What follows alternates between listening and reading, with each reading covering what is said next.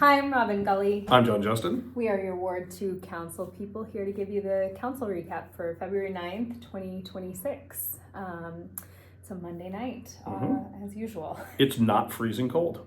It is not freezing cold. It's very exciting to me. It was 30 May February stay this way, which I know it won't. Today, yeah. So we started the night off with open council work session as usual.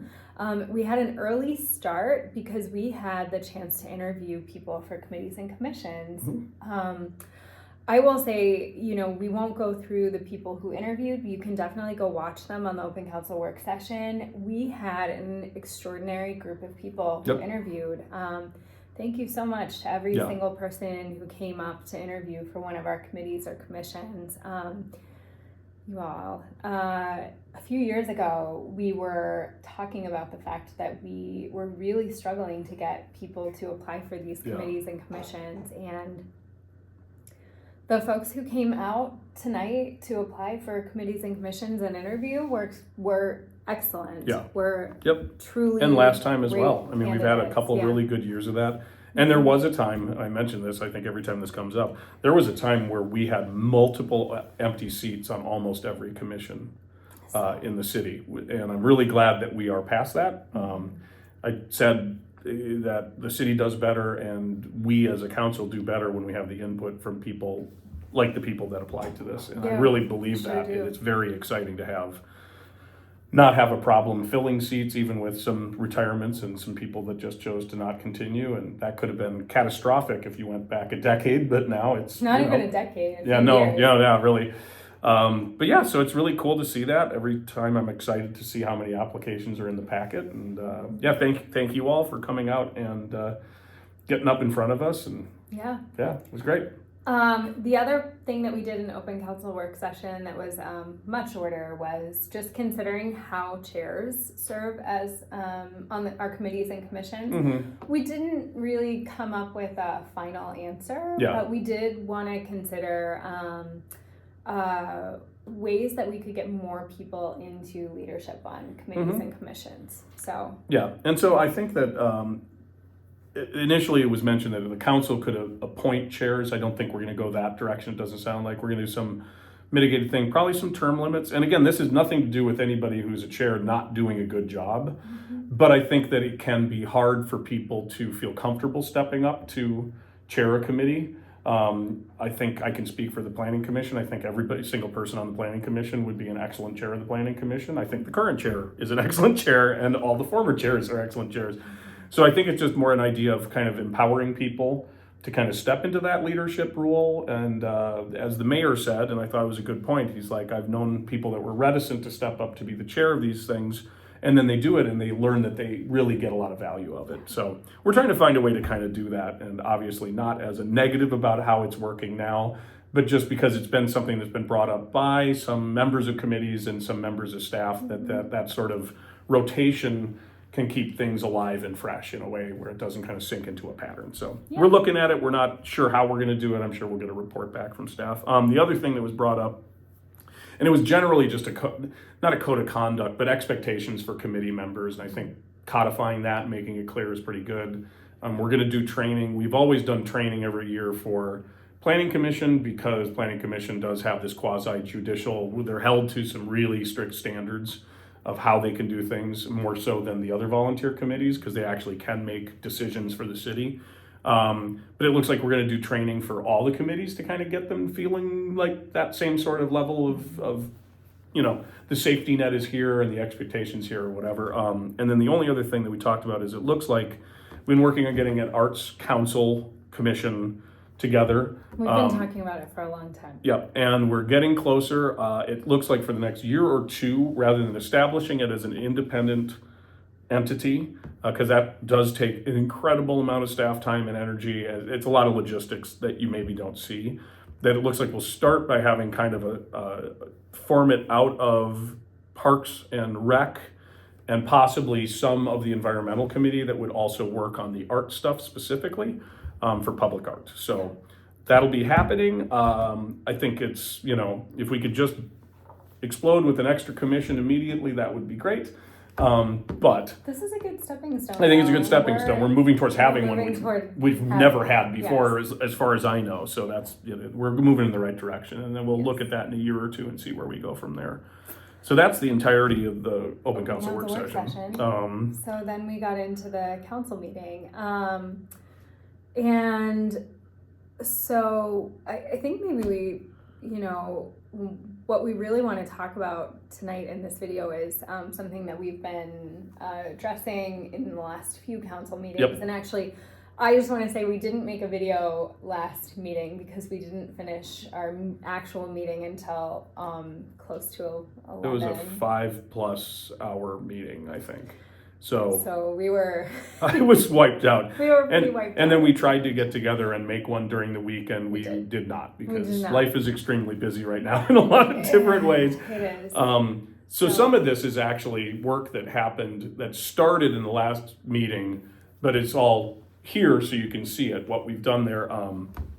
If you want to see it in detail, it's item 10A on the agenda. There's a lot of attachments there that will tell you in detail what we've done. Been working on.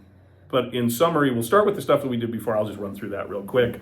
We wrote a letter of support on behalf of the city council to Governor Walz to move forward eviction moratorium. And so that has been sent, did we authorize it tonight? I believe it has been sent. And that also does have a component for small business support and also food assistance. I think we're also incorporated in there, and just encouraging the state to step up in the way that the budget of the state can do that we cannot in that, but just to show our support for that, along with many other cities that have sent a similar thing. Mm-hmm. And then also a clarification of policies, also a resolution sort of thing about the changing the wording so that it is clear that our police officers will only do what is legally required when it comes to immigration enforcement. Mm-hmm. I used to say, there was a little vagary that they could choose to do stuff or it was legally required. They weren't compelled to do it. Now it's just literally legally required. So it basically means unless we have a court order, we will not participate in immigration enforcement. Our police force will not. Well, and I want to say that we have gotten, so thank you so much to everyone who has reached out over the past couple of months to ask for us to have a strong separation ordinance. I just want to tell you that we do that in policy already. Yeah, especially with this established. Especially now, this situation, this current occupation of our city has forced us to have some, in a good way, right? Some really deep conversations about what does cooperation mean? What does it look like? What do we expect from our police when ICE has occupied our city? How do we expect public safety to look and feel? What are our expectations for public property? And so in policy, we have a separation policy. We haven't adopted a separation agreement, and I won't get too far into the weeds. It's definitely something we've talked about before, but it's been our policy for a long time. But I will say that over the past few months, as we've had very active ICE presence in our city, it's something that we have really dug into. Okay, what are the things that we really need to be clear about that we didn't anticipate before? And for the people that are asking for a specific ordinance, I don't think that that's in any way off the table. I mean, we're still listening to you and all that. The big consideration that weighs for me is that an ordinance takes a minimum of 45 days to even be enacted in any way.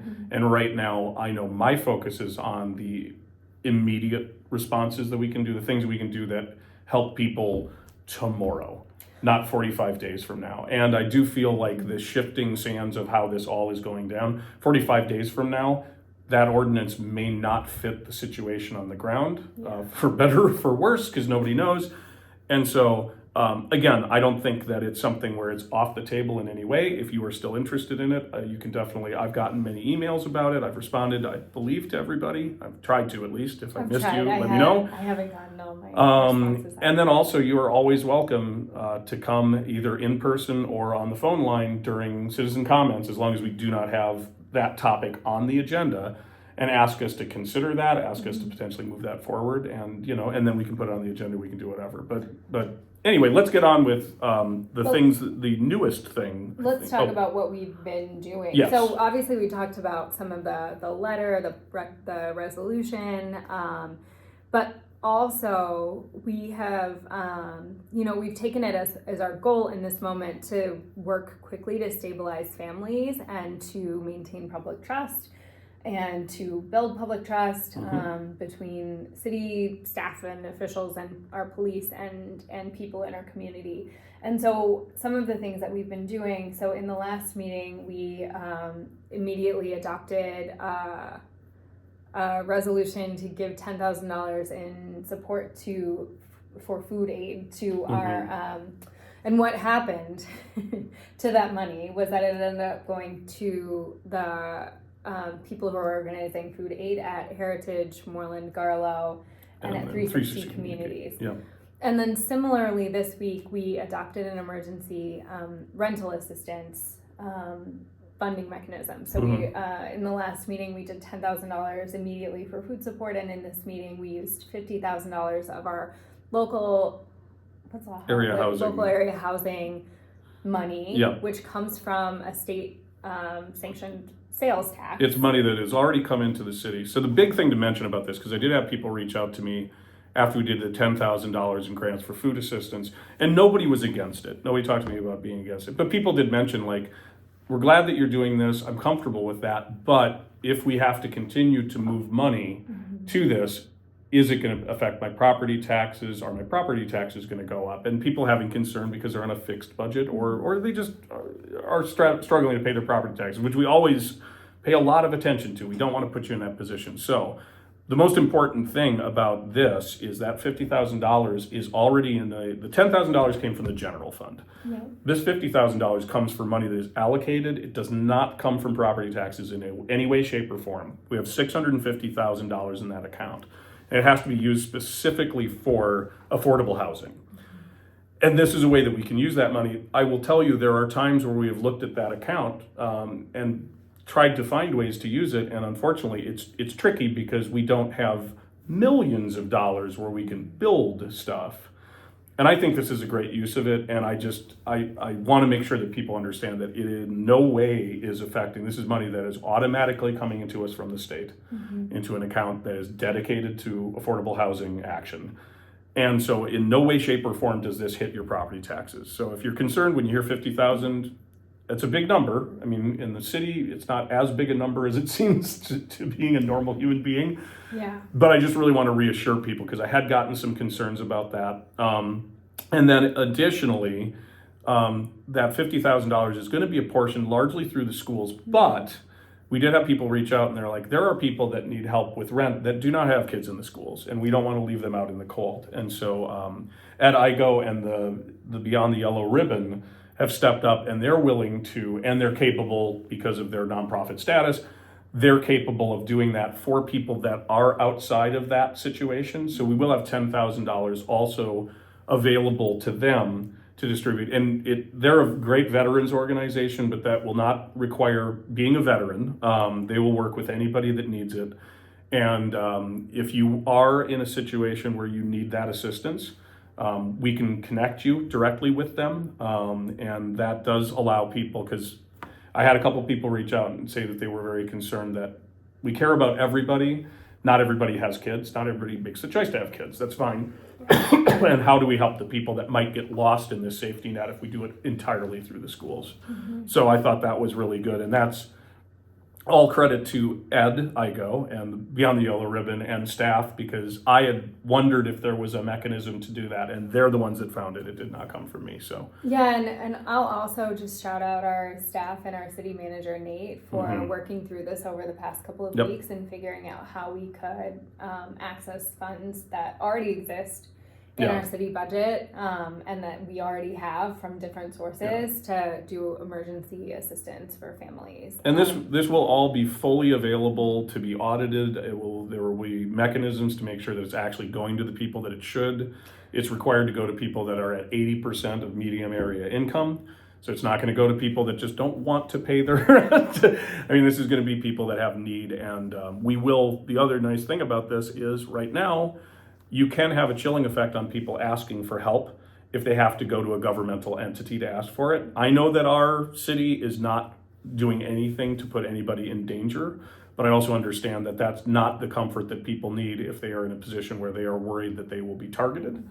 And this way it is going through known organizations, and actually the city will not have that information will be available for an audit, but we will not have a list of who is on this list. The mechanisms will not be visible in any way, which I think is a great comfort for people that might be like, I really need help, but I'm scared to reach out. These are absolutely organizations that will keep that information private and safe. So there we go. So, yeah. So that was good. That was a really nice thing to see on the agenda today. If you have any questions about it, reach out. You can also watch that part of the agenda, but we absolutely want to safeguard the families in our community who are struggling right now. And so, so reach out. If you need the support, reach out. You can reach out to us.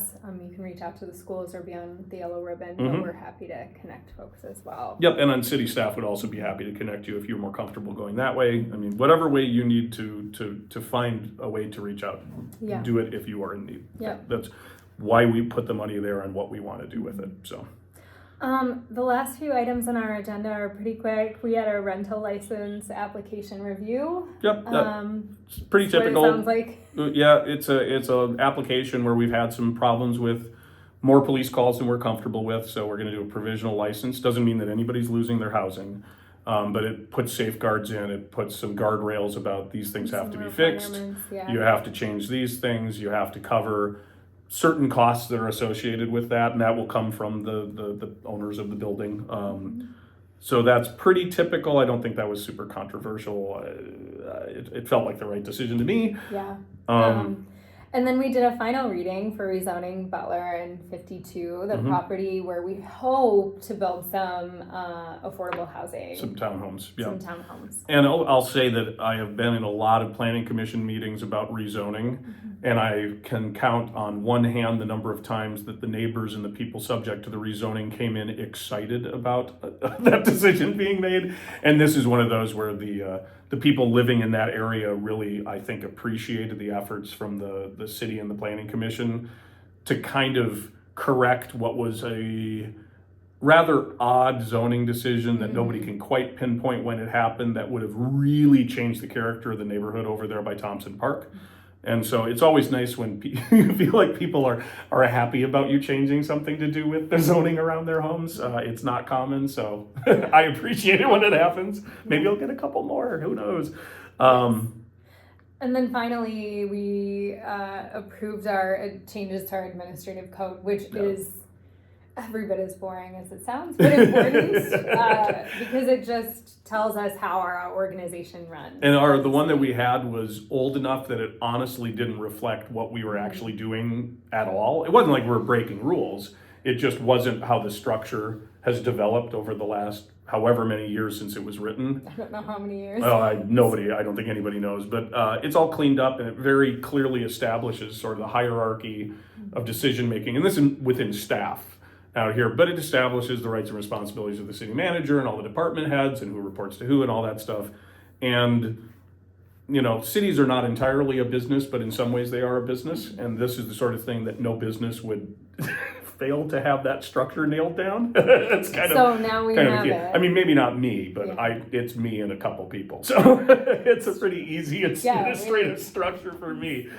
But any real business, unlike mine, you kind of would have that all figured out. So I'm glad that we've got that cleaned up, and I think it's good, not just for now, but in the future, establishing kind of how those frameworks work. So that was it. That's it. That was the whole meeting. So and both meetings. Yeah.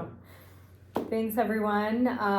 Again, reach out and tell us how you're doing, what you need, what questions you have, what you need us to do, what you want to see the city do in this moment or beyond. We want to hear it. Yep. So we appreciate all of you for being awesome. Yes. And so. All right. Thanks so much. Thanks so much. Good night.